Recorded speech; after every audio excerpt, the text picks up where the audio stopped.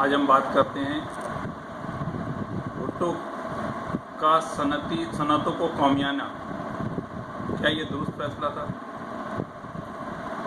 ذوالفقار علی بھٹو کا دور حکومت صنعتوں کو قومیانے کے حوالے سے بڑی شہرت رکھتا ہے، لیکن بھٹو دور حکومت کے اس فیصلے کا نقصان ہوا یا فائدہ ہوا؟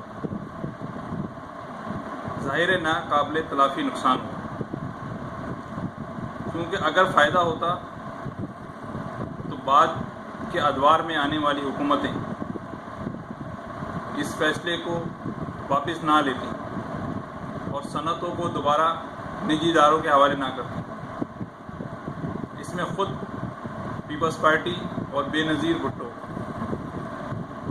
ڈی نیشنلائزیشن کے معاملے میں آگے تھی۔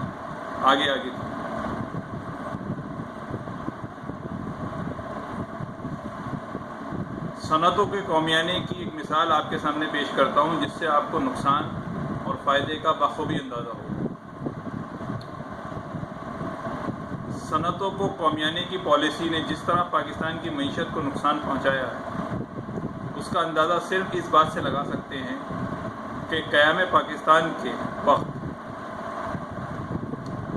پاکستان کے حصے میں 3 پرانے ٹوٹے پھوٹے بحری جہاز آئے تھے جو کسی قابل نہیں تھے، لیکن پرائیویٹ سیکٹر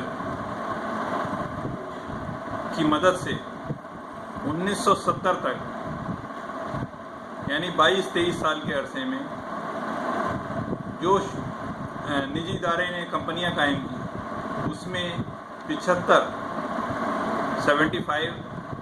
نئے بحری جہاز جو بڑے بھی تھے اور جدید ٹیکنالوجی سے آراستہ تھے، وہ پاکستان کی ملکیت ہو چکے تھے، پاکستان کے لیے کام کر رہے تھے۔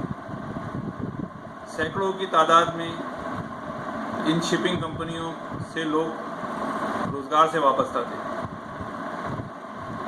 لیکن 1970 کے بعد بھٹو کی صنعتوں کو قومیانے کی پالیسی کے نتیجے میں ان 9 شپنگ کمپنیوں کو نیشنلائز کر لیا گیا اور ان کے مالکان کچھ عرصہ گرفتار رہے، بعض کئی سال تک رہے، اس کے بعد وہ ملک چھوڑ گئے اور پھر لوٹ کر نہیں آئے۔ لیکن قومیانے کا نقصان ان بحری کارپوریشنوں کو، بحری جہازوں کی کمپنیوں کو، قومیانے کا نقصان یہ ہوا کہ اگلے 20 سال یعنی 1990 تک 75 جہاز جو نیشنلائز کر کے نیشنل شپنگ کارپوریشن کے نام سے سرکاری ادارہ بنایا گیا تھا، اس میں صرف 25 جہاز رہ گئے، اور وہ بھی اس میں بھی زیادہ تر ناکارہ تھے جو کسی کام کے نہیں تھے، اور وہ پورا ادارہ خسارے میں چلا گیا۔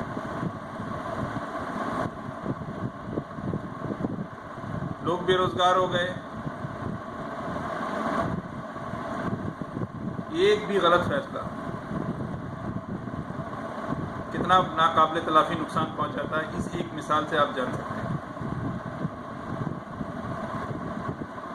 اور اس فیصلے کی قیمت ہم آج تک ادا کر رہے ہیں، کیونکہ معیشت سنبھل ہی نہیں پا رہی۔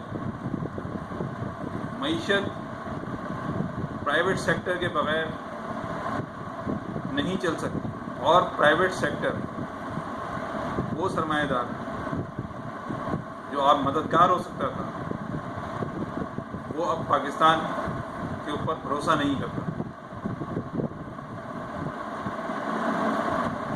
یہ تھی اس دور کی غلطی، اس کی مثال میں نے آپ کو دی۔